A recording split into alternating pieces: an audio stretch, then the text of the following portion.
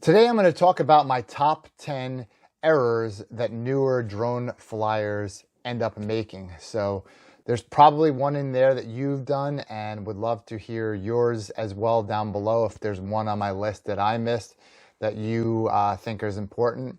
Again, I'm doing 10. There's probably a lot more than that. I might even throw in a bonus one or two, so stick around till the end.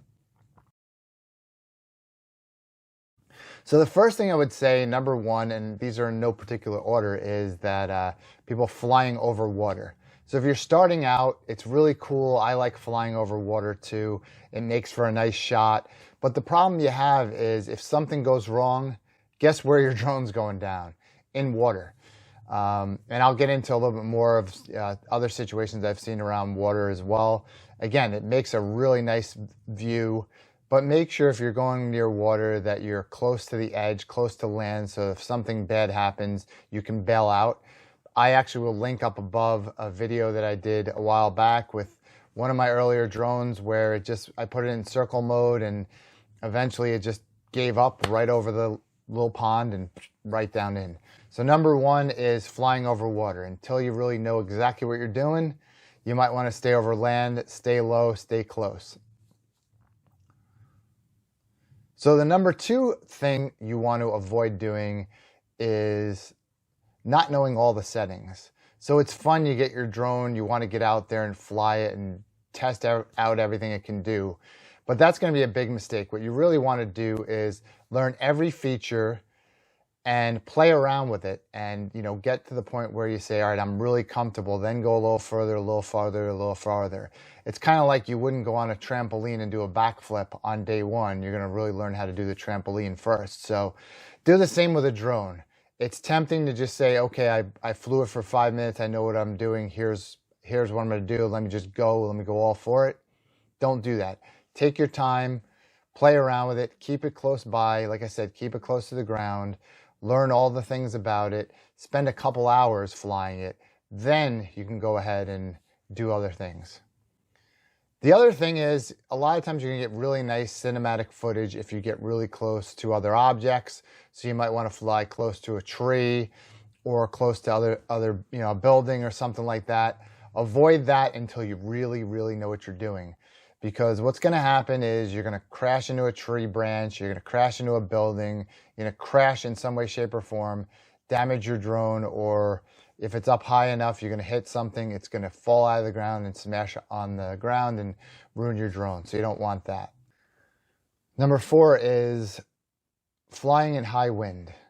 So a lot of the modern drones are really good at flying in wind, but there's certain things that you just can't overcome. So what people generally tend to do is just go out and fly their drone in the direction that they want to go, whatever direction that is, and they don't take wind into consideration at all. So the other thing to keep in mind is the wind level at the ground level is much lower than it is up high. So you could have 5-mile-an-hour winds down low, 20-mile-an-hour winds up higher. Maybe that's an exaggeration, but it is something that can happen. So the other thing people do is they're flying with the wind. So the drone's going and the wind is pushing it out. And they go out a certain distance and, they go out 50% of their battery and say, okay, now I'll turn around and come back. And what happens? There's not enough battery to get it all the way back, because if you're going out, let's say the drone goes 25 miles an hour and you have a 5-mile-an-hour wind behind it, it's going 30 miles an hour out. Well, when you're coming back at 25 miles an hour and you have a wind coming 5 miles an hour at it, it's basically going 20.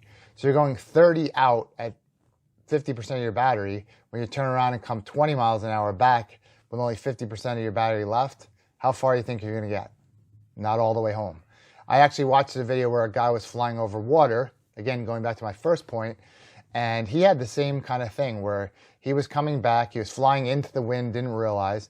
When he was coming back at 50%, he didn't even get anywhere near close to where he wanted to get when he was running out of battery. And eventually it said, your battery's getting critical. And you hear him saying on this video, and if I find the video, I'll link it below. You hear him saying on the video, oh my goodness, should I bail out now? And as I'm watching this, I'm thinking, yes, bail out now. And he waited a little bit longer until finally the drone had to come down. And fortunately, he was close enough to the shore that he was able to land it somewhere. So he's like way over here, maybe about a mile away. or maybe a little bit less than a mile away, and the drone's over here on land, fortunately near the water. So it took him a while to find where it was, but he was able to recover it according to what he was saying on there. So don't go to 50% and have your drone way out there, especially when you don't know what the wind looks like. Going a little bit more into that, the flyaways, right? So whether you have a GPS drone or a non-GPS drone, if you have non-GPS, make sure it's nearby. Make sure it's really close to you. You don't really want to go out far, catch the wind, or lose it behind a tree and you can't see it, and then say, how do I bring it back? No way to find the thing. So you should always be flying virtual line of sight, but make sure if you go out too far that you're finding the right places in which to come back, that you will be able to do that. Okay, the other thing that beginners do, and I'm guilty of this, is when you're flying, you should keep the drone facing away from you at all times. So the front of the drone should be that way when you're here. And what people do coming back is they turn the drone around and bring it back to them. The problem is when you're going this way and you tilt the stick right, the drone goes right. Tilt the stick left, the drone goes left. When you have it facing you, you tilt the stick right, the drone goes its right, which is the opposite way. Left, it goes this way.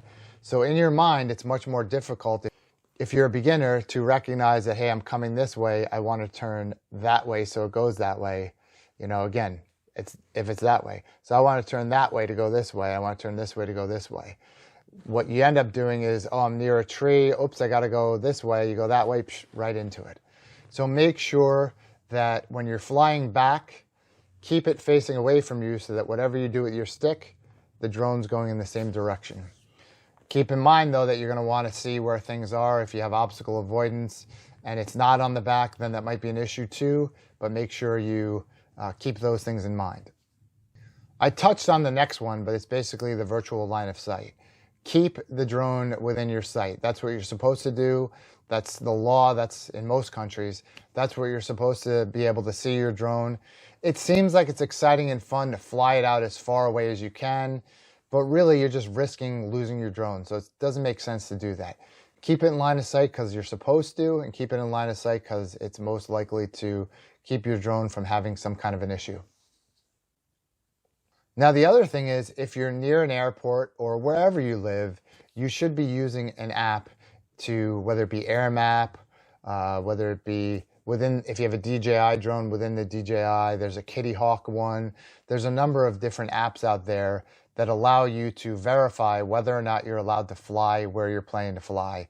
A lot of times if you're near an airport, you definitely want to get what's called LANC, which allows you to fly your drone in that area, pre-approved, and you just have to stay below 400 feet. So make sure that you have authorization because it's expensive to pay a fine, but it's also more expensive if, God forbid, an airplane or something hits your drone. Again, you should never be flying over 400 feet high. But make sure that you're in the right area. Make sure you're not going to get yourself in trouble. National parks are a no-no always.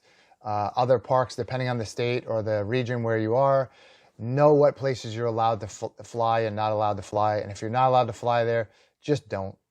But if you're not sure, assume you can't, or look it up, find out. Now, some people might disagree with me, and if you do on this one, go ahead and disagree. Let me know in the comments below. But I would say don't get an expensive drone for your first one. Why? Because, again, with all the things that we've just been mentioning, you're going to be learning, you're going to be practicing. So buy something cheap, inexpensive, $20, $30 drone in the beginning, play around with it in your yard, get good at it, getting a number of hours under your belt, then go ahead and get something more expensive. Because if you go ahead and buy a $500,000, $600,000, $700,000 drone to start out, and you crash into a tree, drop it in the bottom of a lake or a river or whatever it is, you're going to be crying. You're going to be really sad, and it's going to be very disappointing. Even if you had a $25, $50 drone, you're still going to be disappointed that it ended up in that place. And like I said, I have one in the bottom of a pond nearby my house. So if that were a $500, $600, $700 more drone, I'm going to be really, really hurting. So, make sure that you start out, get to know what you're doing, really, really know what you're doing. And then when you think you know what you're doing, wait a little bit longer, then get a more valuable, more expensive drone once you really, really know what you're doing. Another one is don't use beat up propellers. So if your propellers, if you crash into something, there's a little nick, dent, whatever it is in the propellers, inspect them all the time and take them off, replace them. And you're saying, well, it's going to cost me $10, $15, $20 for another set of propellers. These are okay, no big deal. Trust me, I had that. You can watch my video. I'll link that one up above from my Epic, where there were some issues with the propellers, and that may or may not be the reason why one of the propellers flew off. And when you only have 3 propellers left, I don't have to tell you what's going to happen. It's not going to be good. Even if you had damage to one and the thing is wobbling around, it could flip upside down. It's just not a good thing. So you're risking your entire drone for the ability to save a few bucks on propellers. Not worth it. Replace them as soon as you can. And the last one I'm going to throw out there is get a fast SD card and get multiple SD cards. So let's say you have a drone that can do 4K. You obviously want a U3 or better. You want a good quality SD card. I'll link a few in the description below that you might find would be good for your use. The other thing is, let's say your drone holds a 128 gig card. Instead, get a couple 32s. Generally, the cheaper ones are going to be more, or the smaller ones are going to be cheaper. But the other thing you want to be careful about is that, let's say, again, and any of the above things happens to your drone and all your footage was on that one SD card, you're done. You've lost all your footage and your drone. So if you have several cards, you can change them out every flight. People recommend change your battery, change your SD card. And this way, the worst you lose is one flight's worth of video, not all of it and everything that you've recorded. So I hope these tips were helpful. Like I said, if there's any that I didn't mention, I'd love to have your comment. But let me know below what your top 10 is, or which ones you thought were good, or what you would add to the list. Hope you give us a thumbs up and go ahead and subscribe to see other videos on this channel. I do DIY around the house type of projects, electronics reviews, and kind of gotten into drones a lot lately. So I got a whole playlist of drone stuff. Go ahead and check that out too. See you in the next video.